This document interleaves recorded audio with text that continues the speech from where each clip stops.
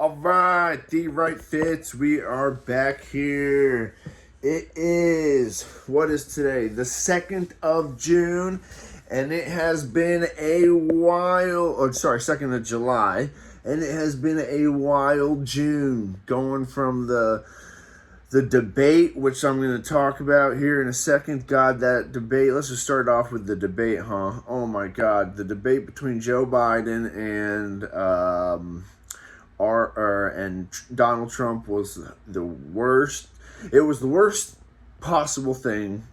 It ended up being the worst possible thing for Joe Biden because he looked like he had mental problems. Like it looks like he has onset dementia, right? And it's just going to get worse and worse real quick, especially at the age he's at, 80. Once you get dementia at that age, it happens real quick. How quickly you go downhill. He shouldn't be the president. Clearly, he's not mentally capable of it. I think that's obvious, and that's the last thing they wanted to portray him as. So it's a total defeat for Biden. It is the worst possible thing Biden could have done. He couldn't have appeared worse, really. He appeared just half dead, no amphetamines in him, no cocaine, at least give him some cocaine, like a patch of cocaine or something. Give the guy something. He was, they just gave him a little beta blockers probably and some like Provigil or Nuvigil, you got to give the good drugs to him if you wanted him to appear normal at all, which he did not. Total defeat for him. Donald Trump looked pretty good. He wasn't an asshole toward Biden and his dementia. That's the biggest thing. So he won. Period, he won. He talked about his shit. They say he lied so many times. It's like Biden was just too out of it to even make comebacks or even lies of his own. Like he was just too out of it to even, But Donald Trump did well enough where he's obviously the winner of the debate. Biden is the loser. Anyone would have beaten Biden, obviously, in that debate. But Donald Trump did well enough where it's just going to help him a little bit, and it's going to tank Joe Biden's numbers. So now I fully believe the Democrats are looking at how to put in someone else. Gavin Newsom, I keep hearing. Gretchen Whitmore, the chick who the FBI tried to set up an assassination attempt on her in Michigan, which is crazy. I didn't talk about that, but yeah, the FBI essentially tried to assassinate her by accident, really. It was a weird thing. But either way, let's see what else happened in June. We're getting to this point in the... with the Israel and Ukraine, where we just keep sending boatloads of money over there. Just in this past month, I think we spent, in the past 2 months, I think we sent over there, $40 billion. It was like $40 billion to Ukraine, $15 billion to Hawaiians, or not Hawaiians, goddamn, not the Hawaiians, Israelis, I'm sorry. To Israel to bomb, starving kids and stuff. And then we gave some money to Taiwan too. But these are in the billions of dollars. So none of that money is going to go to help any Americans, right? And these wars hurt us in the long run, obviously. Obviously, we're going in debt to do this. So we don't even have the money to do this. We're just going in debt, printing out the money and letting it happen, So all this is going to increase inflation too, obviously. It's putting us in a terrible position. None of the world wants these wars going on. These make us look so hypocritical because, right, we're fighting Ukraine, and we're fighting off Russia from Ukraine, right? And Ukraine's like, who are you to tell us not to invade a sovereign country, right? Because we've been pushing closer and closer, and we just did a coup in there in 2014 to install our guy in Ukraine. So we're just pushing closer and closer to their borders, and then they react and go to war in Ukraine to take some of that land back, right? That's what happens. That's what anyone would do. We would go to war in Mexico and Canada if they were putting weapons in Guatemala, right, or northern Canada, we would probably go to war with them or whatever, and then we're still in Iraq, right, and we just pulled out Afghanistan, which are sovereign countries, so we have no right to tell Russia to not invade a sovereign country, and every other country on earth knows that, except for us, right, because we can't admit it. Because we're the world power. We get to do what we want because freedom and liberty and democracy and bullshit, right? Just propaganda, talking points, right? Because we don't bring democracy. We don't support democracy, right? Look at Saudi Arabia. We do not support democracy, right? We are fully cool with supporting dictators. We do not care. It's once you go against our business interests, that's when you're our enemy. So don't get shit twisted. We're not bringing democracy anywhere. We don't give a shit about democracy here. We don't give a shit about democracy abroad. And this is why, like lobbying is legal in our country, right? You can, as long as you give the money through a lobby, you can give as much money as you want to these people who, this is the problem with AIPAC, right? AIPAC is so influential that they just spend like $20 million or $15 million to get Jamal Bowman kicked out of New York so someone else got elected over him. They're extremely right-wing when it comes to Israel. They're extremely Zionistic in that they believe Israel can do no wrong because they're the state of the Jewish people, therefore they can do no wrong. I don't know how that logically goes, but in this, the whole society has been affected by this left-wing thing of, everything's this postmodernist world, right, where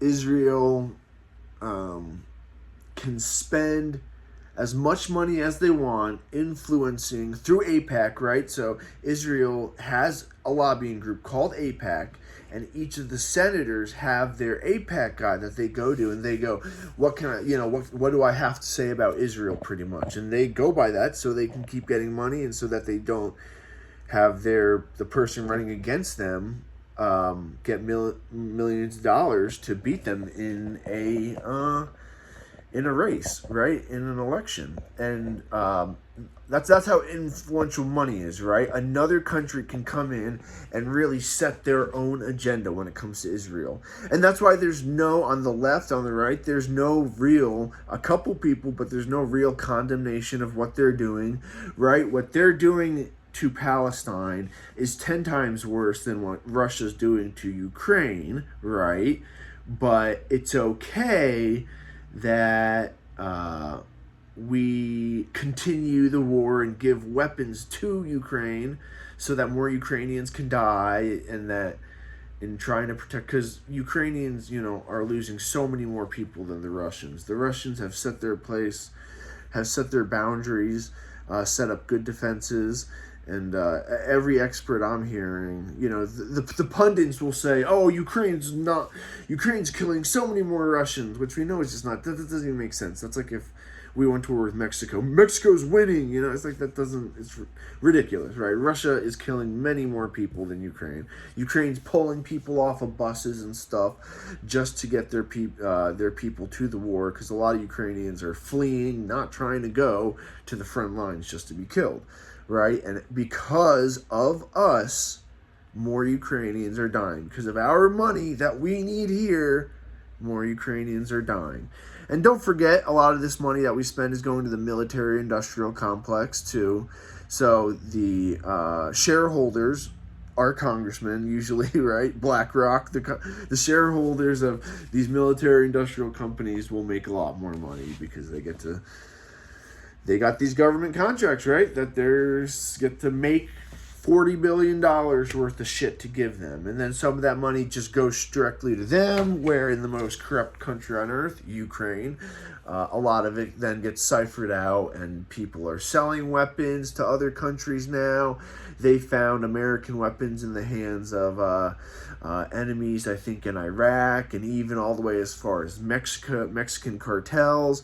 So, Ukraine was always very, very corrupt. Those Eastern European countries have known to be corrupt ever since the USSR broke apart. And Ukraine was like the number one most corrupt. And everyone knew that. But everyone immediately silenced that part because it doesn't go along with the narrative.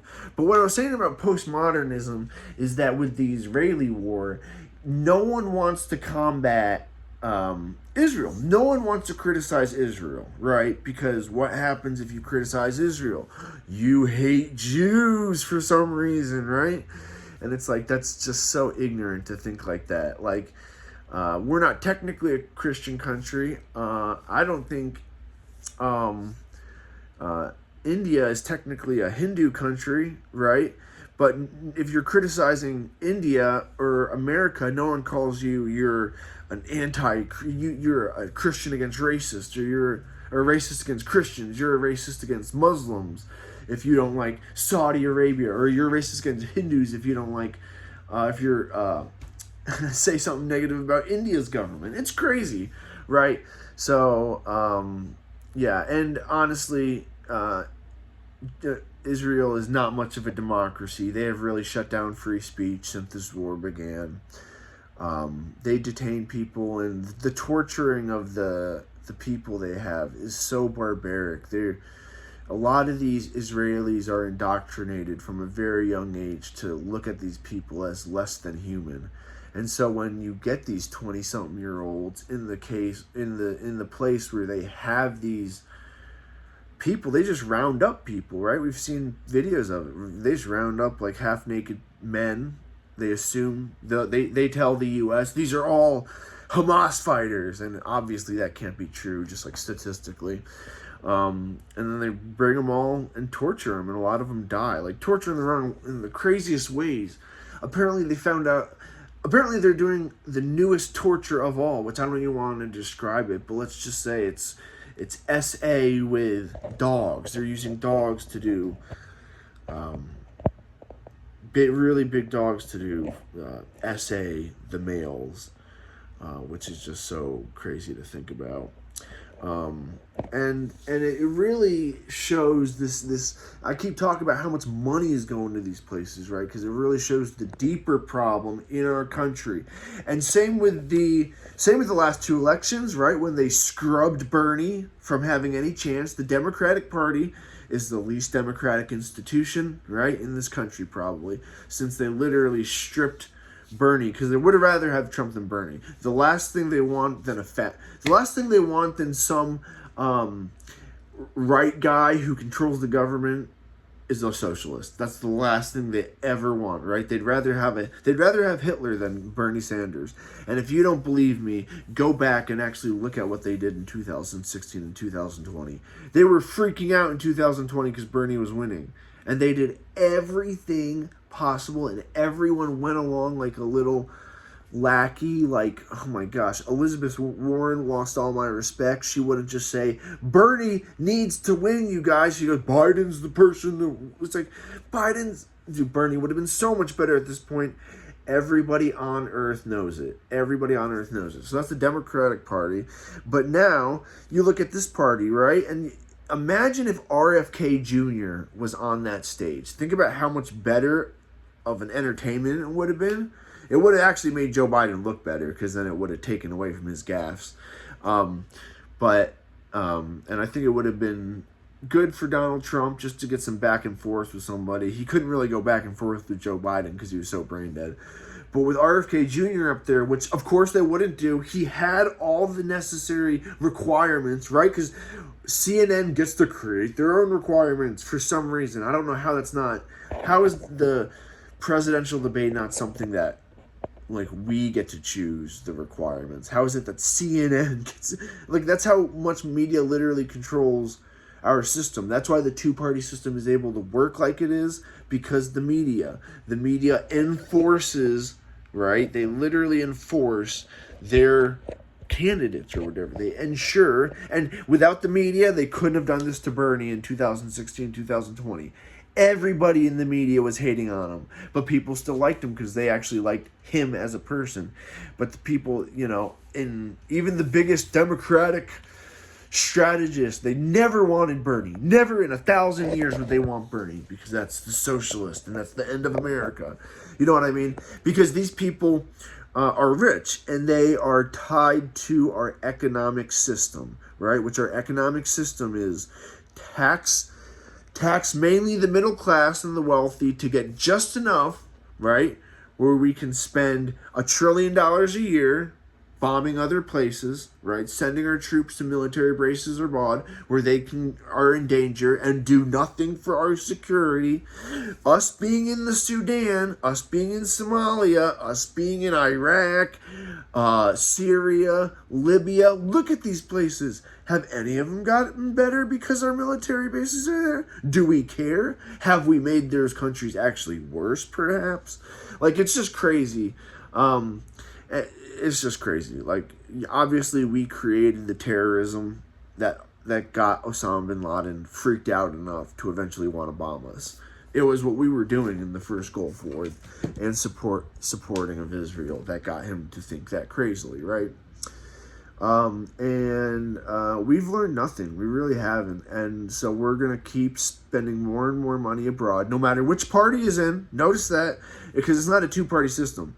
It's a two-party system, but they're two heads of the same coin. They work together so that, we have, compared us to the rest of the world, we have really right, which is the Republican Party, and then so we have the really, I don't want to call them the far right, but the really right, the more authoritarian right, which is the Republicans, and then we have the Democrats, which is just right.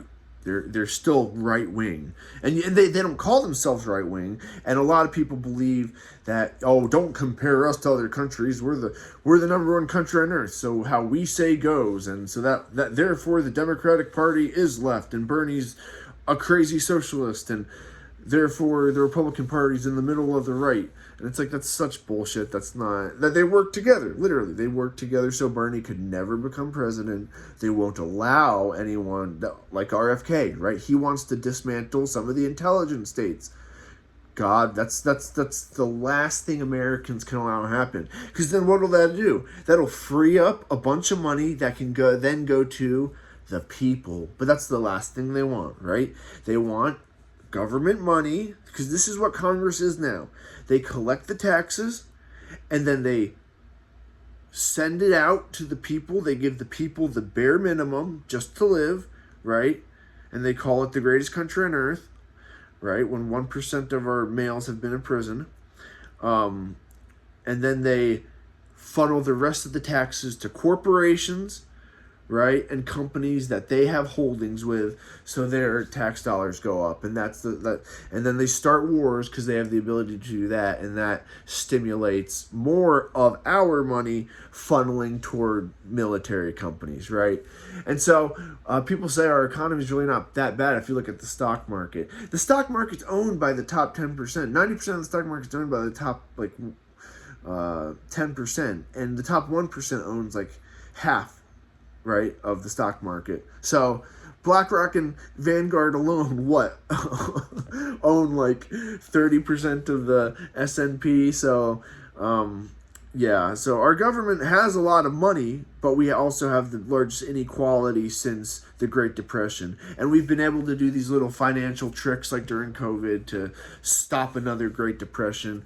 But I really think our economy's on the verge of the collapse. You just look at housing. You look at how all the money is in the boomers, right? And they refuse to let go of power, or refuse to sell their homes and move out of their houses. We have a huge housing problem, right?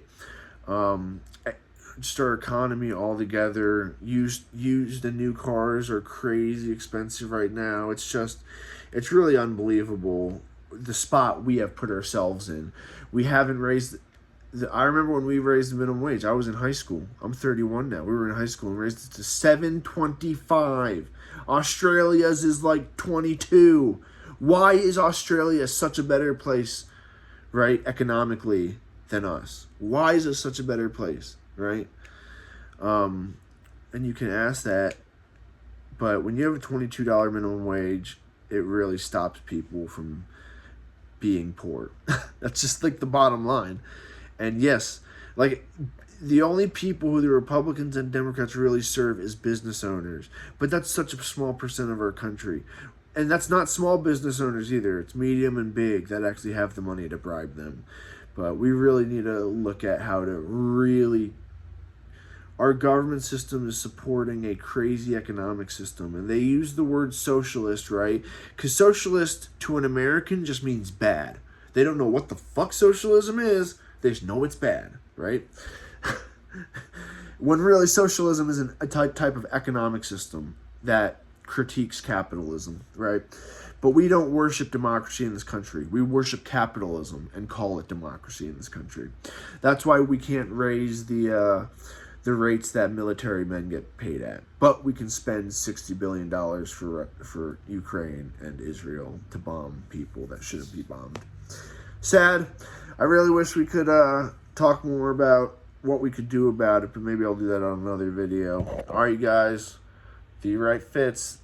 Like, subscribe, share with everybody. Thanks.